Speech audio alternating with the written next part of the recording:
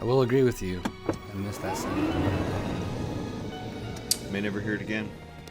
That sound? May never hear it again. Good. I seen the cups. They just pull the cups out. Yeah. So that it just hits the top of the cup and just bounces off. Yeah, I remember what I was saying. Yeah. It's crazy, right? Ladies and gentlemen, the Magic Cart Path Ride. Magic. Episode 30. 30. Come to think of it, episode 30. 30. Welcome back, everybody. YouTube land, like and subscribe. Yeah. Thanks for joining us again. 421, day late, dollar short. I hope everybody had a good 420. Just Monday. Just a Monday. Yeah. Just Monday. It's funny. I told my sister yesterday, I was like, yeah, if anybody asked me how my 420 was, it would be, it's great. Smoked a bowl and cleaned my bathroom. Least celebratory day I've ever had for that day, for what it's worth. It just didn't even cross my mind once. Sorry, pop culture. You don't even really care until you can't do anything. Yeah. You know what I mean? To deal with, dude, I was on the phone with like insurance companies for some accident where some Kentucky lawyers trying to get fresh. I was like just got a new house locked up. I was dealing with applications and credit checks and all this. 420.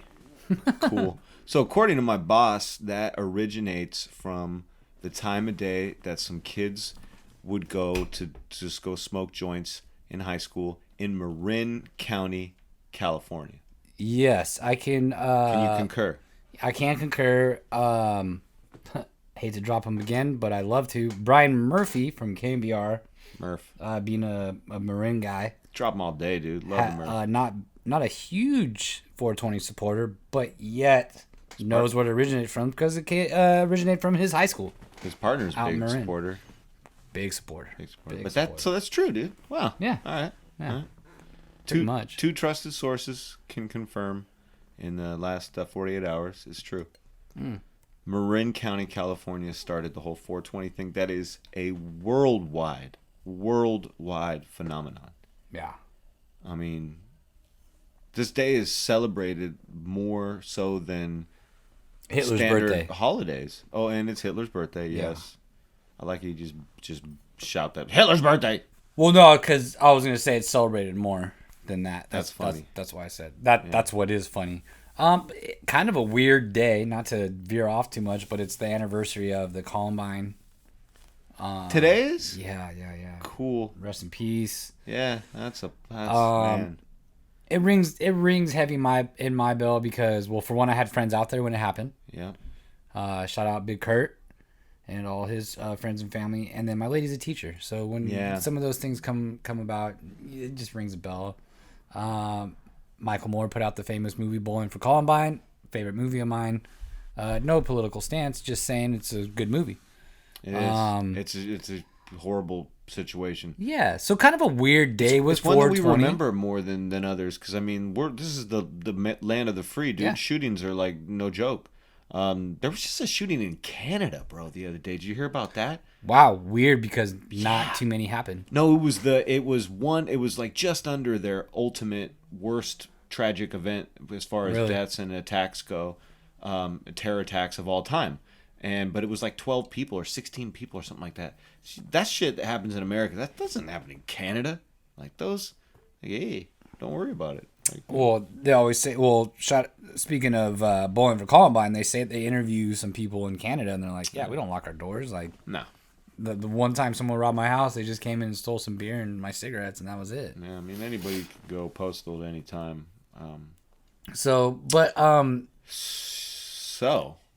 Yeah. Speaking of today, did you have you had a little thing today in sports? Oh, there wasn't much for Today in Sports. We're going to release Today in Sports. Today in Golf. Today in Golf, primarily. Yeah. Today in Golf comes out with a win from Jack Nicklaus in 1991. His 4th out of his 8 Champion Tour wins. That's all. You know. I mean, Jack, the Golden Bear gets a win today. That's a big one. But when I started digging and looking. In sports news. Today's a bigger one, dude. 1904. Ty Cobb makes his pro debut for Augusta. 1904, Ty Cobb. The arguably one of the greatest, top 5 baseball players of all time, right? Yeah. People don't argue that very often, but historically, everybody knows Ty Cobb. The card, bro. Yeah. His baseball card. Wait, is that the one that's the most? No, that's the Honus Wagner. That's the baseball card that's like the most. Either way, card. I mean, he's one of the ones that built that stadium for them out there. Not now. He was a racist prick, though, Ty Cobb. He was a real piece of shit. That was the era, you know. Speaking of race and baseball, it's kind of funny. I saw this this other vlogcast, if you will. I won't name them. Vlogcast? But they're famous though. But anyway, they showed this thing about Jeopardy, right? And I thought it was hella funny because they were just basically talking about like culture and Jeopardy. And there was a question. It was college students in I think Texas and UCLA or whatever, right? And the other guy, there was a black guy, white guy, and I think maybe an Asian girl, possibly. Anywho, It was basically in 1947. This person broke the colored barrier in MLB. All right, my nephew, 10 years old, was like Jackie Robinson. Good for him. Good on him, right? White guy in the middle with the Texas sweater went to hit the buzzer. Buzzer goes off. Okay, again, we have a black guy. How old's this kid from Texas? White guy, Asian girl. We got... They're all the college students, college, right? yeah, 23 or whatever, right? Okay. Texas, he's like, I got it. Boom, nothing. Girls got it. What is Babe Ruth? Was her response. Wow. Wow. She tried. She took the only baseball name that she had in her head and delivered it. Props for trying. The look on the two other gentlemen. Yeah. When because you couldn't have teed up a better question. All right. Right. And maybe when I said, maybe I fed off the race a little too much, but there's nothing racially charged behind this. What I'm getting at is you couldn't have gone with a better scenario for anybody who knew anything about sports, even her. She's on Jeopardy, so I know that you know who Jackie Robinson is. You know who Babe Ruth is. Who broke the color barrier? She chose the wrong one, man. She got startled, bro. She got startled. She freaked out. She chose the wrong one. She had a couple of names in her head for baseball, and she chose the wrong one. That's all there is. But speaking of Babe Ruth and Jackie Robinson, as a segue, and you brought up Brian Murphy a second ago. Brian Murphy the other day was talking about his love for Babe Ruth. And interesting. And he had a coworker or somebody who contested his stance with Babe Ruth because of Josh Wilson. Is it Josh Wilson? Yeah. No. Josh. Fuck me running. What's his name? Wilson, the guy who broke all the in the Negro Leagues. Basically, the best hitter that we've never heard of. Oh my God! Yes, I will fact check right now. No, please do that while I'm talking about him. That's not a name we should forget. Yes, go for it. No. But he would have been the leading hitter of all time, and a lot of people take the stance that he never got a chance to play in the major leagues. But Babe Ruth, was obviously he's the monster that he was. Like as far as being such a great hitter, he was also a great pitcher. But this dude just raked like 800 something home runs in the Negro Leagues, and it was it was apparent that he was the best player of all time in his league, and it's a shame that he never got a freaking chance to play. That the league wasn't integrated until years later when Jackie Robinson finally broke through. Yeah, because naturally through life, that's what it is, right? Like that's the story scenario we hear is basically you have Herman Ruth. And that Josh Gibson. And that Jackie. How the fuck did that take you so long, bro? Josh Gibson. Well, I was gearing up for it because I had it, and I was. Oh, sorry. But anyway, that's the scenario you'll always hear because, George Herman Ruth is Babe Ruth, man, and you always hear that Hank Aaron was the guy that crumpled all that. Yeah. So. And then Barry Bonds came and crumpled him. You hear about Gibson and. I love his stats for home runs. He's got 800 to 1,000.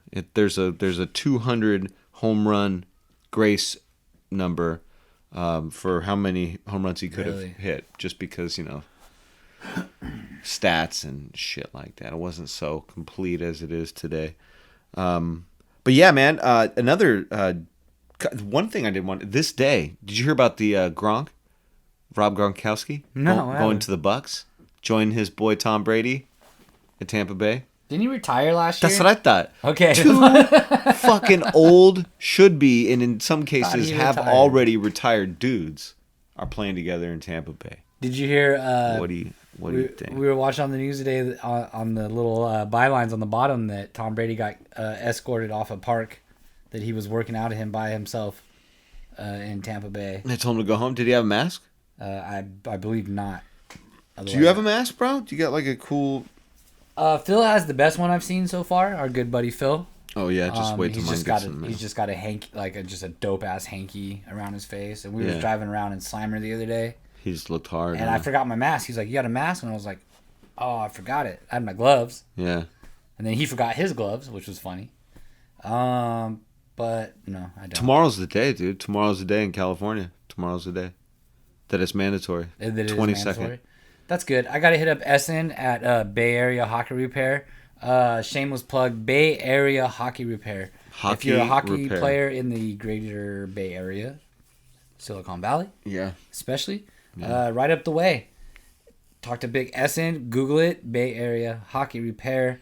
Whatever you need your gloves restitched. I remember that, cat. You need your knee guards for goalies repaired, your blocker, your glove repaired, anything. Also, for guitars, he's got the Louis Vuitton guitar straps, the Coach guitar straps.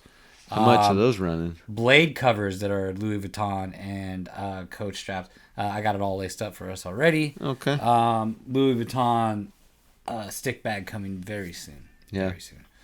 Anywho, new and used gear. If you need new skates, used skates, Essence got you, man. Sharpening at the low price. Get it out there, Bay Area Hockey Repair. Anyway, don't forget about Mike's Golf. Call Mike, Tennessee. We buy golf. Did you hear about John Daly? No. John Daly popped up. Is he all right? Is he alive? Yeah, no, he's alive and well, dude. John Daly, JD's thriving, bro. Are you okay? Is that light gonna attack you? Dude. Stop fucking with it, bro. Until we get a new venue. So JD has came out in the press and said that he is fighting coronavirus by drinking a bottle of vodka a day. That's he believes that is what's keeping him, Cheers to that, dude. Cheers to JT. Cheers. I just told my sister the same thing. There is rice and vodka. So I'm fighting fire with fire with the Jameson. Yeah. That's all you can do. It actually, and then somebody busted, broke back and said, actually, JD, you're not a scientist, and it's actually weakening your immunity. And hey, JD, you smoke so many heaters. You're fine. Yeah. I think you're not he's not at any capacity to tell anybody what is good. Who's the other guy? Oh, Charlie Hoffman. He busted out. What did he say? Charlie Hoffman. So you want to know Charlie Hoffman's nickname, bro? The Seagull. Really? I didn't know that. I love him. And he says, and I quote, seagulls fly around and shit on people. And that's what I do. I fly around and I drop shit on people. Dang. And some people like it, some people don't. It just depends on the mood.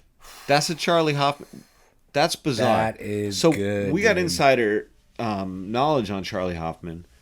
We have a friend, and I'll keep him nameless. Yeah, just no, because, you have to. Because it's a little bit of, it's not dirt, but it's whatever. No, but you got to stay anonymous. But fine. He's hung out with Charlie on a couple occasions, and his assessment of Charlie's character is he's fucking weird. He's really fucking weird. I want to hang out with him already. He showed up to a wedding, like where everybody's just like, fully decked out with their wedding attire. Maybe there's a couple guys with a polo shirt.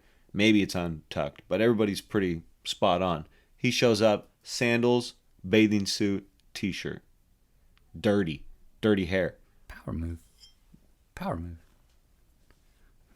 That's it's arrogance, and it's also being a strength. Is it arrogance? Yep. Is it weirdness? Like, I don't give a shit what they think. I'm going to show up to their wedding like this. Maybe he had a point to prove, but that blows my mind. That story blows my mind because the only what's thing going on in your mind? The only thing I can think of, right? Because in my brain, I'm just like, look, if I had that amount of money, I would just wear the same Adidas custom velour suit every day. That would be better than a bathing suit right? looking like you just walked out of the ocean, though. But what if it's summer? I'm thinking then you wear Adidas velour board shorts. Maybe he's so tight shirt. with whoever he's friends with at the wedding. He's so tight with them, and they know him as the dude who always dresses casual, so he thought it'd be funny. But I'm just stretching, dude. I'm stretching big time. I don't know. I could agree, only because I feel like I would, me personally, coming from a pretty broke background, that I would enjoy the fact that I could drive around in like said Ferrari, even a nice car, one of my nice cars, and that would be very minimal, you know. And then just dress like shit. Just not dress like shit, just like not care that I just wore the same Adidas suit every day. Yeah. So I'm not gonna dress like shit. Like I know a guy. You'll be striped up, bro. I know a guy that was a musician. Maybe he still is. I don't know. We bought a bunch of his shit back in the day. Who, Mark? Yeah. No. And his big thing was that because he's got a nice little Porsche, right? You know, and he was like, I love wearing the same thing every day and hopping on. People think I'm broke, and then I hop on my Porsche. Well, his attire wasn't exactly what would lead you to believe that anything, right? Like he looked more like a gypsy than anything. Yeah, he wore Timberlands and cargo shorts and a tank top. Like even when it was raining, like he looked more like a crackhead. He was like Kevin Federline, circa 2001. And no offense, I wouldn't want to look like a crackhead while I'm driving a Porsche. Like I would want to look like a 911, by the way. Nah, it might have been. No, it wasn't 911. Was it a classic? Was it a good one, or was it just like a? It was a classic. Okay. It wasn't Carrera. Carrera's. I think it was a Carrera. Okay, it was a Carrera. It's nice. 911. But anywho, I don't get pleasure in that as much as like. I always like the David Byrne quote, like wear the same thing often so people remember you more. And as a drummer, I kind of abide by that because the lead singer and said studly bass player kind of take over that presence from me. So you kind of have to stand out. Yeah. So I do agree with that. So again, I would buy Cadillacs, nothing crazy. I would buy a Ford Escape more than likely, and I have to have a Ferrari. I'd have an old school would be my nicest car. I gotta have a Ferrari at some point in my life, man. I would probably build an old school that would beat your Ferrari. Like that would be my goal. Like not if it happened, but I was just saying like that would be my goal. Beat it at what? At looking like a Ferrari? You can't beat it at that. That's just jumping the line like a 70 Camaro, just jumping the line on you. Maybe it would be good. Yeah, I don't know. I just want to touch the leather. The leather. I did. Here's my question to you. Lay it on me. I have this question, and then I'm interluding to this. I have that answer, and then that sub answer. I tell you this story to tell you this. Louis Vuitton, Coach, whatever interior. Do you agree with that on your car interior? Like if you bought, well, let's just say your Porsche, not to throw you out there, but your Porsche my Cadillac. Would you throw Louis Vuitton? Would I Gucci it up? Would I Gucci it out? Something. Your favorite. No. Your favorite. No. That's tacky, man. There's certain things like, okay, for automobiles, this is a thing though, because there are different ways to design and impact the look of a car with modifications. And then there's ways to fuck up a car, take something beautiful and turn it into a piece of shit. Like if you, in my opinion, you take like a 68 Camaro SS, RSSS, some badass machine, right? And make it a little modernized. I'm okay with that to an extent. I like sometimes when it's just absolutely stock, how it rolled off the floor in 68. But I like when they modify it and make it clean and new without it looking tacky, you know? Yeah. So, but I mean, if you're talking about Ferraris and Porsches and BMWs, where Escalade, it's European high-end sports car, don't fucking touch that shit. Don't touch it. Don't touch it. If you want to slam your Audi S8 and make it low to the ground and look cool, okay, but you didn't really have to do it, and now you can't drive it the way it was intended to be driven and built.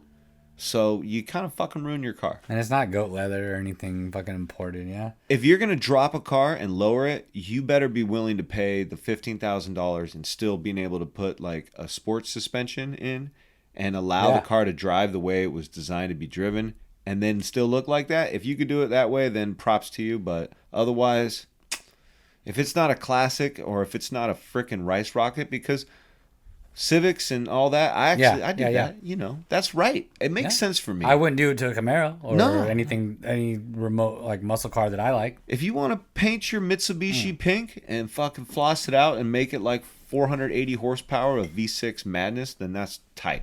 I respect it. I wouldn't drive it anymore because I'm old now. Okay. But so I understand that, and I'm a fan of Louis Vuitton. Okay. Like I love Louis Vuitton stuff. So what would you Louis Vuitton up? Well, though, and I asked you this because and that's good you said that. So you, my friend, wouldn't spend the $2,000 to invest in the Yamaha. Oh my! Louis Vuitton. Okay, so what I'm looking at, customized golf cart, which I might even take the time to actually post a picture on this one. That's a golf cart. That is a golf cart. That's not how you for present yourself. $2,000. That's hijinks.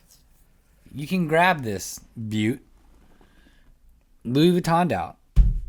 I want to ride. I don't even know if Dapper you. Dan would be happy with this right here. I want you to buy that, and I want to ride in it with you. What I like though, and if I could, that'd be amazing because I do enjoy the cushion seats that are actually off-printed black with the yellow Louis Vuitton print on the inside, just for the people at home that can't see. Again, Yamaha has a different.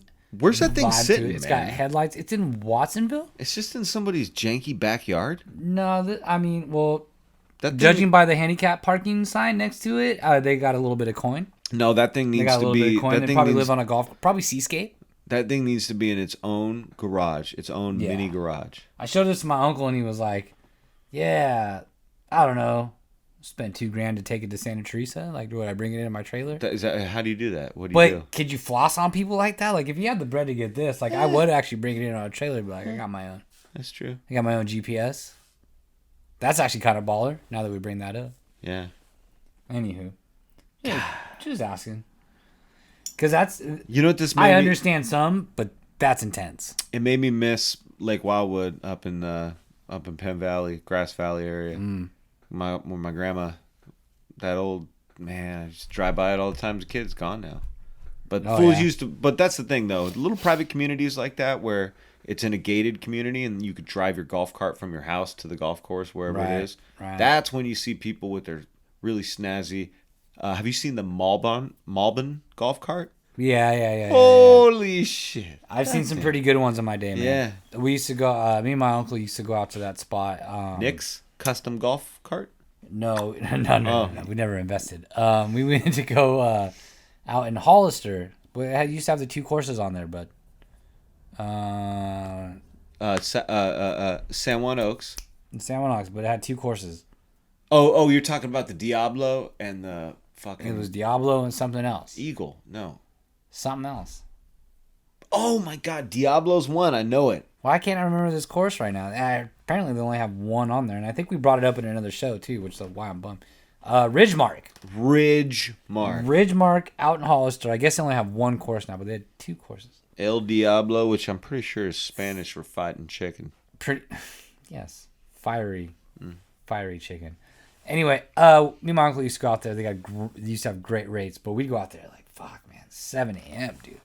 7 a.m. It'd be fuck freezing. And we'd have like these little, my uncle had the little Coleman propane with the heater on there. So that was cool. But you could play both courses. So we'd play one, have the other one. We'd be home by 1.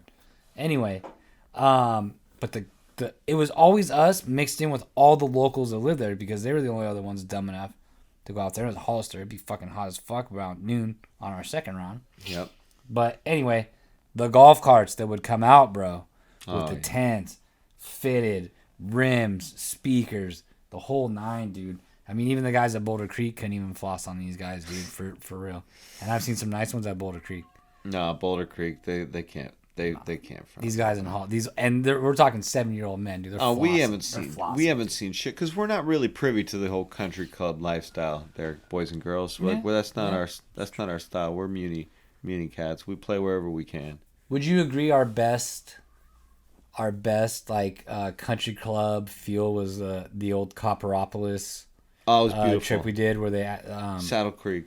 I think it's the it used to be called Saddle Creek. It's something different now. That's right. The Copper Valley, the course at Copper Valley. That's what it's called. It used to be called Copperopolis. That's where we got Saddle Creek, but it's in Copperopolis. That's where we got the Nectar of the Gods. Song idea, and we wrote a song from that. We did pretty much. Nice treat there. They had the golf carts waiting for us every morning in front of our bungalow. Yeah. No one on the course, dude. There was nobody ever on the course when we played. That was a good week. We did a little stay and play, and there were stories. 3 or 4 days. The most memorable stories was Phil sliding into home plate in a bathrobe and skinning up his knee on the cement. Oh, on cement. Next to the putting green. Which was in front of our bungalow. Yeah. Which was amazing. Again, nobody out there, so no one... Nobody out there. There was a few people. Nice dinner. We went to the clubhouse and got a nice dinner that one night. I remember trying to sit down with the piano player and play Billy Joel's songs with him. I remember that. I think that's what you wanted to do. I wanted to. I think... I asked him. I remember asking yelled him songs at him. No, I remember walking up to him and I was like, can I sit down and play songs with you? And he said, no, you cannot. Again, and I was rejected. Again. Yeah. That was a fun time, man. It was a good time, dude. Yeah. I highly recommend a lot of... Yeah. And we brought it up in the last show, but yeah, if you can do those stay-and plays, dude, those are good, man. We would have never gone to that course. I was proper if we didn't find that. And it's a little more expensive now. Again, another highlighted story that stands out, being a brown guy on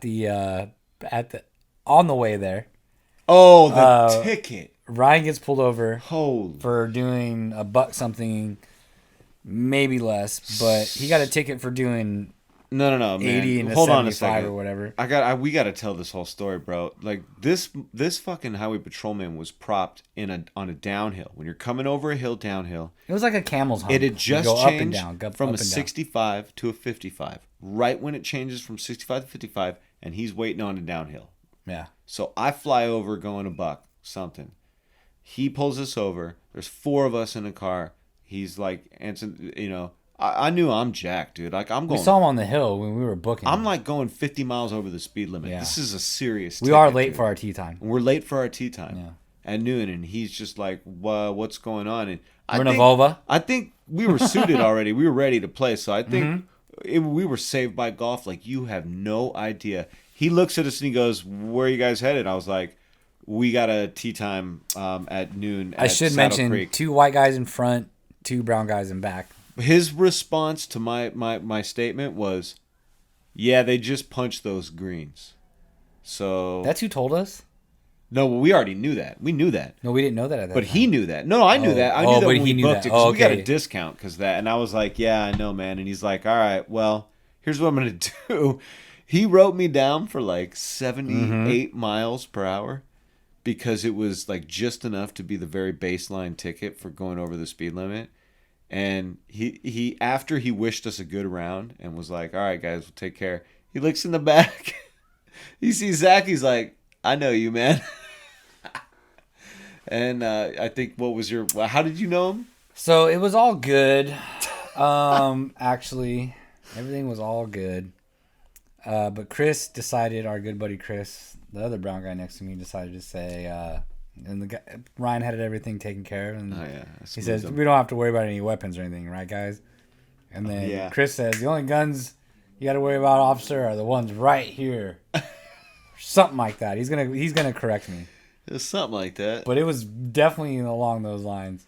And then he came back, didn't even walk away, comes right back and starts talking to us, and he goes, hey, don't you look familiar? Or you look familiar to me. Yeah. Right to me. And I've heard this a million times in my life, unfortunately. Hundreds of times at least. But he was right. And he ended up being right. Highway patrolman out in Copperopolis, California. Yeah. Happened to be a responding call to myself and somebody else being an incident where someone threw a brick through my window and the car in front of me off a a bridge on 880 near the Alamo. Wow. So turned out he did know me. Kind of funny, kind of trippy. Yeah. Well. Yeah. Well, we got lucky. Bro. It was good. It was pretty amazing, man. It was a golf saving incident. Weekend. It's for tips out there. If you ever a little buzz and you're afraid of driving, just put your just make sure to mention that you got golf clubs in the back. Put your wallet in your golf bag. Wow, true story. That's so terrible. God. No, but the drunkenness that we got into that weekend. I mean, let's not shy away. That's what happens when you go on the boys' weekend. Let's not fail to mention the flipping of the cart. That was you and Chris, right? No. It was Phil and Chris. It was me and you were together. We heard Zach and I are driving ahead, and we hear. Yeah. And these guys just flipped the cart and tumbled into the forest. And the only thing is, when you're the only people out there, when ruckus happens, you're already on the radar. And we were already on the radar like day 2. And then there was a drunken phone call. Yeah, there was a drunken. And then I accused the waiting staff of stealing my something. Scorecards for the tournament. That was throwing them away. So anyway, but then we had a fabulous dinner, which we didn't almost blow. Yeah. But dude, you had to treat yourself. That's the type of stuff you got to do, man. Shout out Copperopolis. The course at Copper Valley, whatever it's fucking called, man. Check it out, man. AT&T Park. Well, I'll tell you what, bro. I miss it. Yeah, I wish we were planning a golf trip soon. Yeah. The whole 9, dude. I miss golf, dude. Everything's canceled. And I just saw that headline that 47% of all sports events for 2020 have been canceled. Really? So, damn near half of every single, and the rest of Olympics. The rest of them have all been postponed. I mean, everybody's postponing because that's the we don't know what's going to happen. Even the slated golf tournament schedule that we rifled off on the last episode, who knows?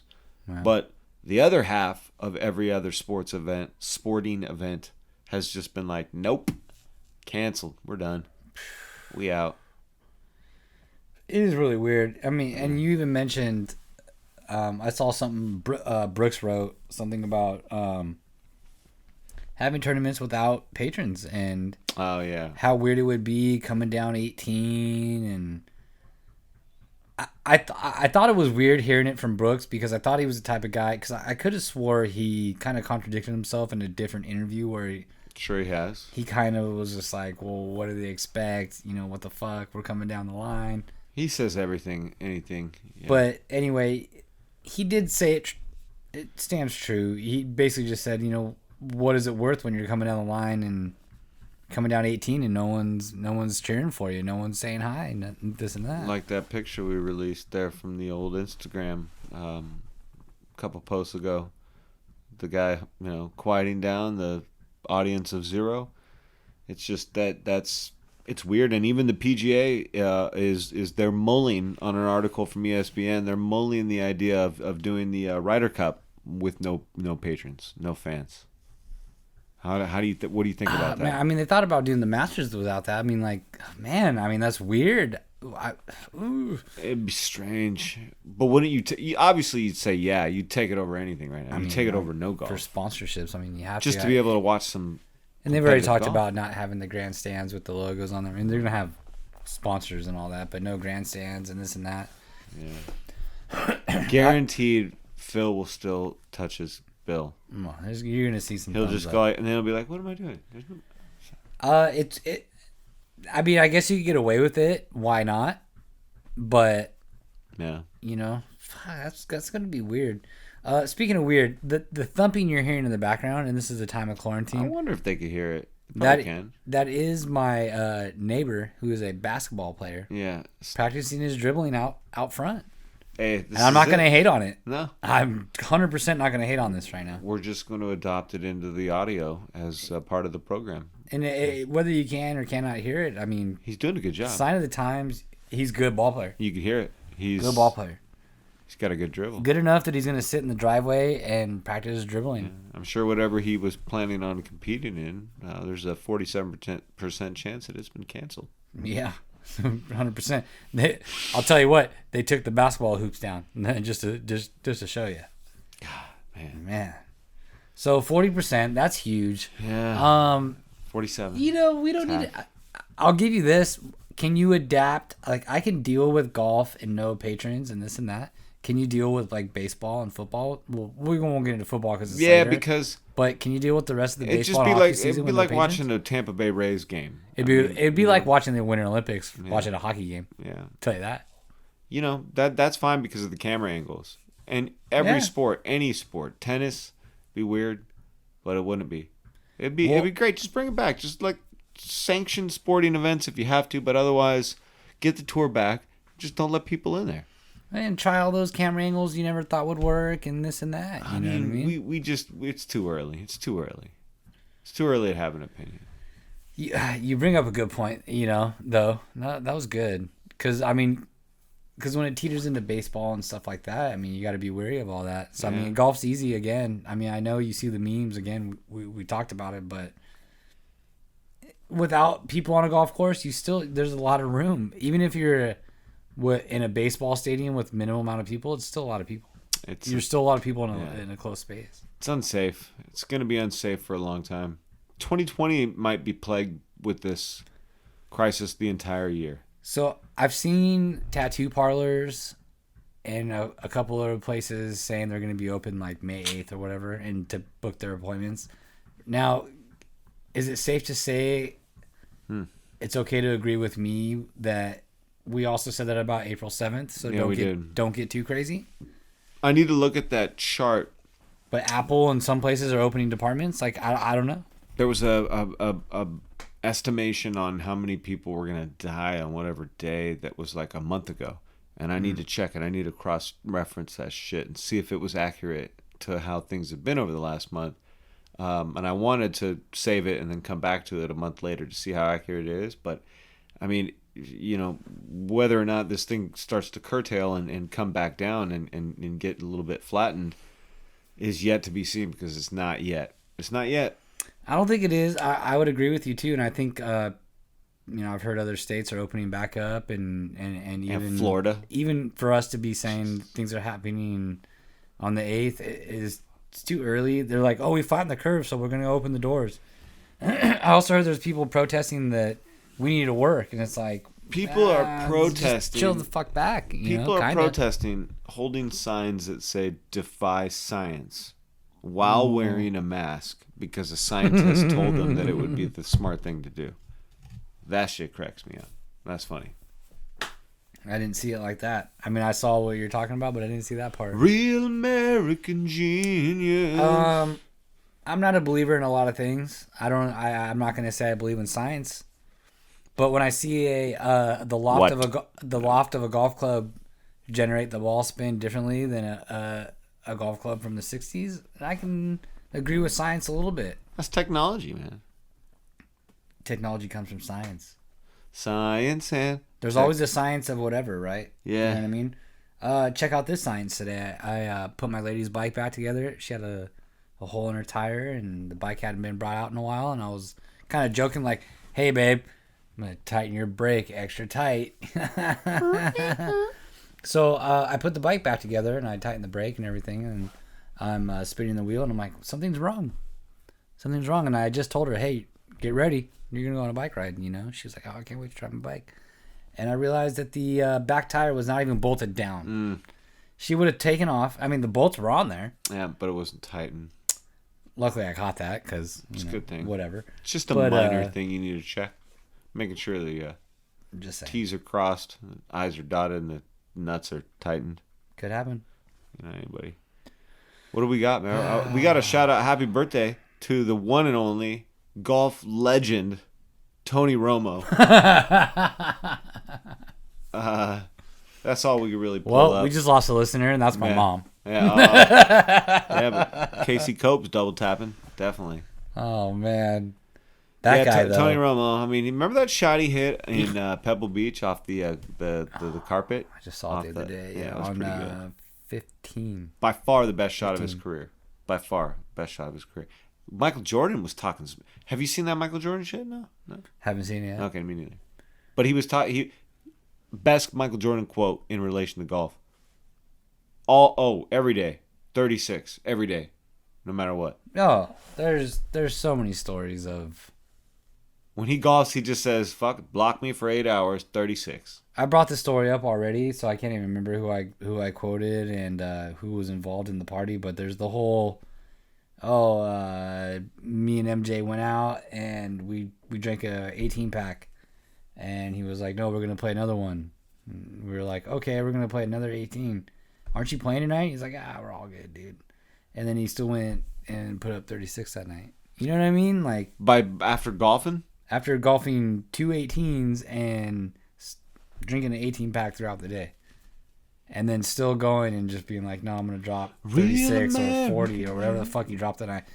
Someone can actually requote the story, but we already brought it up. But yeah, hey, you know what? It's MJ, man. I'm not gonna deny that story. He loves golf. He loves golf. And in light of the documentary, I mean, Instagram and everything's been flooded with all his photos and stories of gambling and the whole nine, man. I mean, I gotta see it. We'll both watch it and then we'll get back to I heard some Mickelson, Charles Barkley fucking gambling stories back in the Arizona days. Oh, I bet. Man. Oh man, dude, just those two went to Arizona at the same time? No, but the Suns and then Mickelson was at Arizona at the same time. Okay. So they'd be going to Vegas together. Yeah. Just to slightly paraphrase. That's a motley crew right there. Phil and Charles. Yeah. Well, just like us. We're pretty motley ourselves. Should we let's get out of here, bro. We should, man. We just hit the 41 mark, of course. Dude, right in the zone. God, Jesus. Bang. Ryan Westfall. Bang. I got one last thing to say as a follow-up to our last episode. Because it's gotten a lot of great reciprocated feedback, which is the dolphin rape. And you know what? Honestly, maybe we need to step outside the line, toe the rubber a little bit, do whatever we need to do to generate the buzz, because that like fishing reports and surf reports too. As the great, I can do the surf reports, bro. You know what? It might be a little bit like. A little bit dirty for people to deal with, just because it's real, but it's it's scientifically backed from the Google. But they do it. It's a little bit coarse, right? But allow me to quote the great Buddy from Ozark. Literature feeds the mind, but smut, that's what gets you to the earth. So. Fuck, I could not agree. There you go, 100% bro. more. Connect with the earth, indulge yourself with some smut, even if it's brutality of rogue dolphin cave dwelling rape sessions. Yeah, I had a whole thing for that. But without touching on that, I mean, I think that's what we strive for in this show. That is what we strive for. That's it. That's it. That's all we want.